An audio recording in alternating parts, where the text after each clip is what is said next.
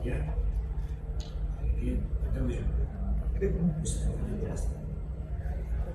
Yang pertama Gubernur Prof. Kalteng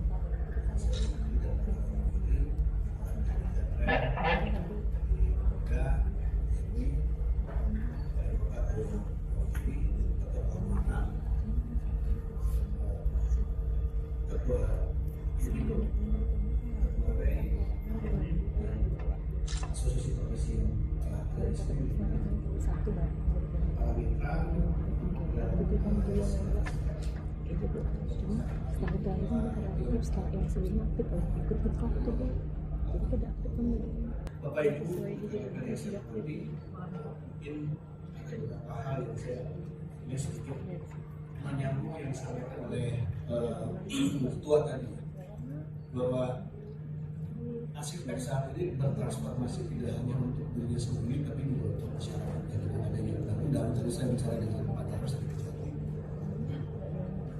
Kami Pak di nasional itu sudah menangani 11 kasus Pak tahun ini.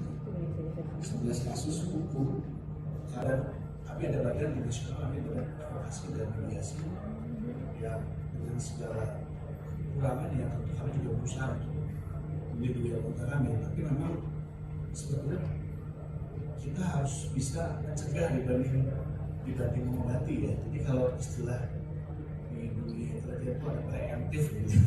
Bukan preventif, tapi kita aktif melakukan pembekalan kepada anggota supaya mereka terhindar dari tentu tugas GAI di sini adalah mendorong setiap anggotanya, setiap asisten itu memiliki keunggulan kompetitif, bukan lagi keunggulan komparatif. Kalau komparatif kan Kalteng dengan Kaltim seperti apa, Kalteng dengan Kalsel seperti apa. Kalau kita punya keunggulan kompetitif, dimanapun keberadaan di sisi itu akan bisa menentukan bisnis yang lebih. Karena itu sejalan dengan kasus Bapak Ibu, itu yang menang adalah masalah heritage. Dan itu tidak main-main. Undang-undang Cakar Budaya itu 12 tahun tuntutannya. Jadi memang perlu pembekalan yang secara tertentu yang bisa membuat kita lebih paham tentang lingkungan. Di nasional kami ada website, Bapak Ibu bisa masuk ke www.iai.org ya. Terus itu kita ada jadwal yang namanya APDC. Ini mohon maaf bukan dia sastra, kalau di sastra ADC, ini APDC itu Architectural Advanced Developer Course. Kalau teman-teman ikut PKA itu lebih kepada prasyarat untuk bisa memperoleh untuk SPRA ya, konvensi ini. Kalau APDC ini lebih kepada pemantapan kompetensi pribadi. Itu ada 218 modul, 218 silabus yang bisa teman-teman pilih mana yang kira-kira teman-teman perlukan untuk memperkuat kompetensi. Kemudian yang perlu juga didorong oleh Kiai Provinsi, ini saya juga akan menekankan kepada pengurus selanjutnya adalah pemahaman tentang standar kinerja arsitek.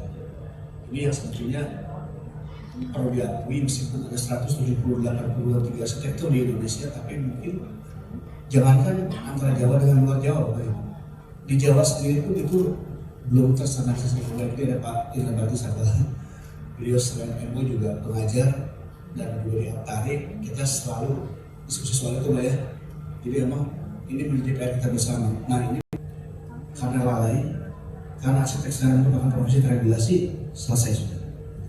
Saya tadi bicara dengan Pak Garis, Pak, nanti kita perlu pendampingan nih Pak untuk proyek-proyek, karena kami juga tidak ingin anggota-anggota kita yang bekerja itu terkena kasus hukum. Ya. Karena arsitek itu tidak sekedar perusahaan, pasti perorangan.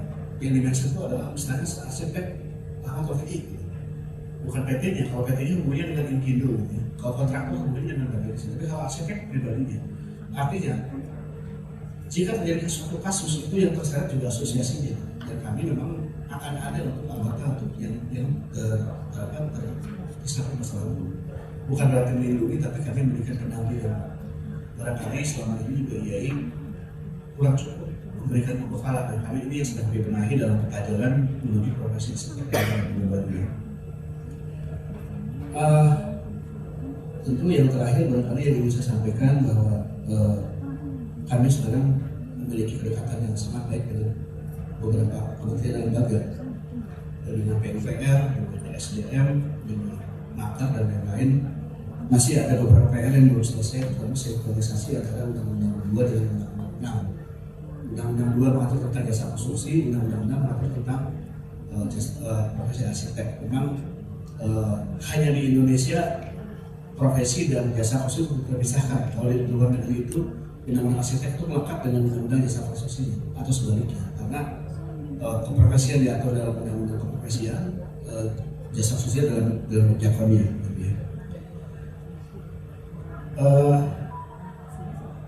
Saya juga ingin mengucapkan apresiasi kepada kepengurusan Bu Listia dan panitia kami ini untuk pengalaman Musprof, selain dengan Musprof yang sudah berjalan hari ini semoga semua lancar, insya Allah, amin. Juga IAIN sudah mulai memiliki kegiatan terstruktur untuk tahunan ini, dan saya harap ya Kalimantan itu akan menjadi center of gravity Pak Fi. Jadi memang PR Bapak cukup keras, juga PR ketua di Kalteng, dan kami dari Bagus Nasional akan menetapkan standar yang sangat tinggi untuk Kalimantan, karena Kalimantan ini akan menjadi center of gravity-nya dunia nanti ya dalam 30 sampai 30 tahun depan. Mudah-mudahan rekan-rekan semua siap, dan yang pasti kita berada di asosiasi ini tidak mencari proyek. Anggota kita hanya memastikan bahwa anggota kita kompeten untuk mendapatkan proyek. Artinya mereka memiliki pemahaman yang sangat lengkap tentang regulasi, pemahaman yang lengkap tentang desain, dan juga paham hukum. Ketika kita sudah siap dengan itu, siapapun yang akan mendapatkan proyek kita tidak dapat. Jadi teman-teman, bisa cerita sedikit Pak. Selama saya jadi ketum di nasional 2 tahun ini, saya ditawari lebih dari 20 proyek di PUPR. Saya tolak.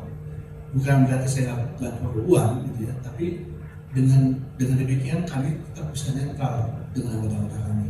Gitu. Dan teman-teman yang dapat proyek yang lain, ya saya senang karena mereka yang dapat proyek itu sudah pasti kompeten gitu.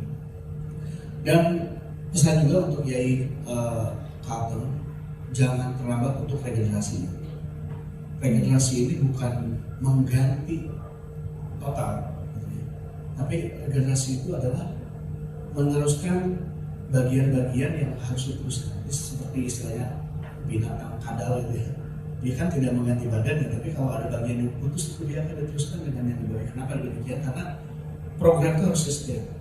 Kami di nasional memerlukan teman-teman di provinsi yang kuat, yang siap untuk sama-sama berjuang meneruskan program-program yang sudah ada sebelumnya. Seperti kami melanjutkan program dari urusan Muhammad Juhara yang di bawah COVID, kemudian ada Pak Ketut Rangga, kemudian kami ya. Artinya ada beberapa program yang memang harus dijaga bersama-sama supaya goals jangka menengahnya tercapai. Mungkin demikian Bapak Ibu yang saya hormati, hadirin sejawat, para mitra. Inilah Ikatan Arsitek Indonesia. Kita bertahan selama 64 tahun karena kesejawatan kita. Jadi saya berpesan kita tetap jaga Musprof ini dengan tenang, dengan adem, dengan menjaga kebersamaan kita semua. Dan saya percaya IAIN Kalteng bisa menjadi yang terdepan. Terima kasih. Mohon maaf jika ada yang kurang berkenan. Wassalamualaikum warahmatullahi wabarakatuh. Waalaikumsalam.